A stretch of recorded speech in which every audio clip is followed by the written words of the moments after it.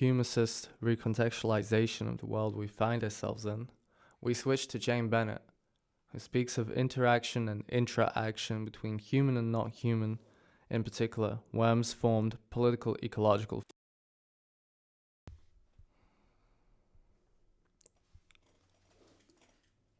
There is no question that anthropogenic processes have had planetary effects in interaction with other processes and species. For as long as our species can be identified, agriculture has been huge, a few thousand years. Of course, from the start, the greatest planetary terraformers and reformers of all have been, and still are, bacteria.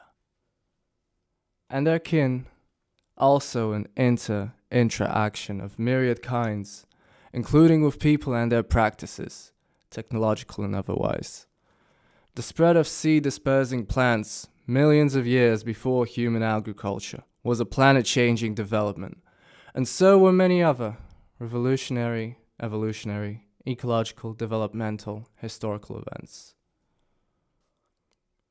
People joined the bumptious fray early and dynamically, even before there were critters who were later named Homo sapiens.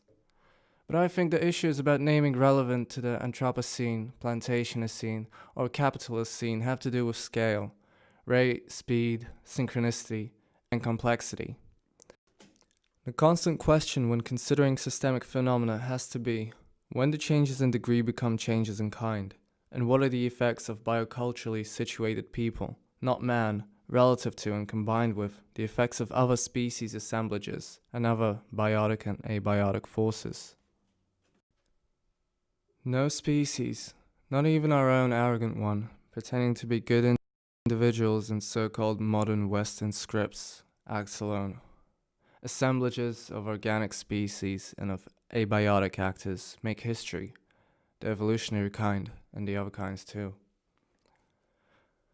But is there an inflection point of consequence that changes the name of the game, of life on Earth for everybody and everything? It's more than climate change. It's also extraordinary burdens of toxic chemistry, mining, depletion of lakes and rivers under and above ground, ecosystem simplification, vast genocides of people and other etc. In systemically linked patterns that threaten major system collapse after major system collapse after major system collapse. Anand Singh, in a recent paper called Feral Biologies, suggests that the inflection point between the Holocene and the Anthropocene might be the wiping out of most of the refugia, from which diverse species assemblages, with or without people, can be reconstituted after major events like desertification or clear-cutting.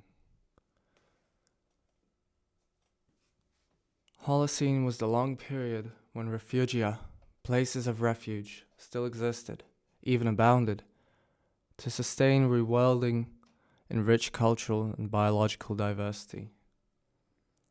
Perhaps the outrage meriting a name like Anthropocene is about the destruction of places and times of refuge for people and other critters.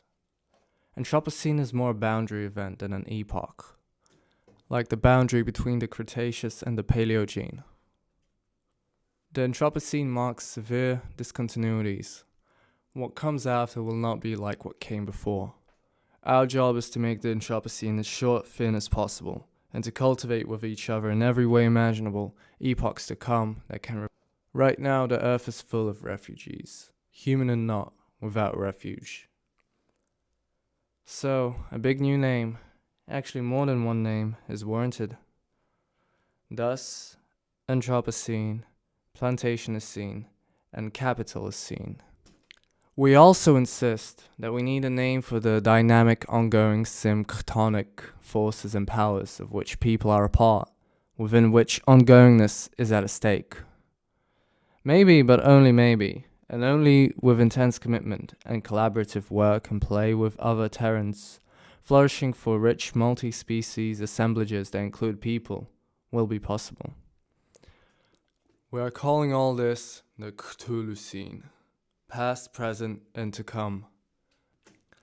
These real and possible time spaces are not named after Lovecraft's Cthulhu, but rather after the diverse Earth-wide tentacular powers and forces, and collected things with names like Naga, Gaia, Tangaroa, Terra, handed to an English language. These are but some of the many thousand names could not have imagined or embraced, namely, the webs of speculative fabulation, speculative feminism, science fiction. It matters which stories tell stories, which concepts think concepts. Mathematically, visually, and narratively, it matters which figures figure figures, which systems systematize systems.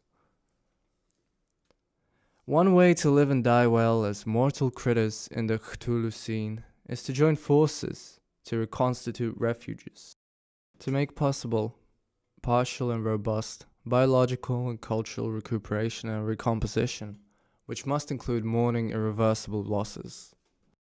Renewed generative flourishing cannot grow from myths of immortality or failure to become with the dead and the extinct.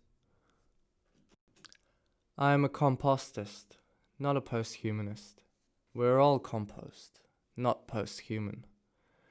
The boundary that is the Anthropocene capital, including that immense, irreversible destruction, is really in train. Not only for the 11 billion or so people who will be on Earth near the end of the 21st century, but for myriads of other critters too.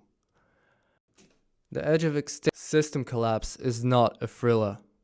The Cthulhu scene needs at least one slogan, of course more than one, still shouting, cyborgs for earthly survival, run fast, bite hard, and shut up and train. Propose make kin, not babies. Making kin is perhaps the hardest and most urgent part. Bacteria and fungi are bound to give us metaphors, but metaphors aside, we have a mammalian job to do.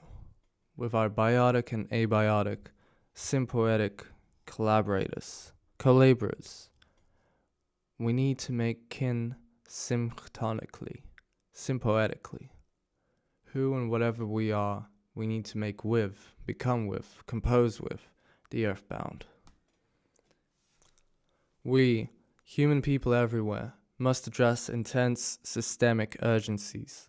Yet so far, as Kim Stanley Robinson put it in 2312, we're living in times of the dithering, a state of indecisive agitation. Perhaps the dithering is a more apt name than either the Anthropocene or capitalist scene. The dithering will be written into Earth's rocky strata.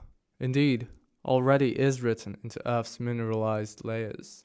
Symptonic ones don't dither, they compose and decompose, which are both dangerous and promising practices. To say the least, human hegemony is not a symptonic affair. The stretch and recomposition of kin are allowed by the fact that all earthlings are kin in the deepest sense, and it is past time to practice better care of kinds as assemblages, not species one at a time. Kin is an assembling sort of word. All critters share a common flesh, laterally, semiotically, and genealogically. Ancestors turn out to be the very interesting strangers. Kin are unfamiliar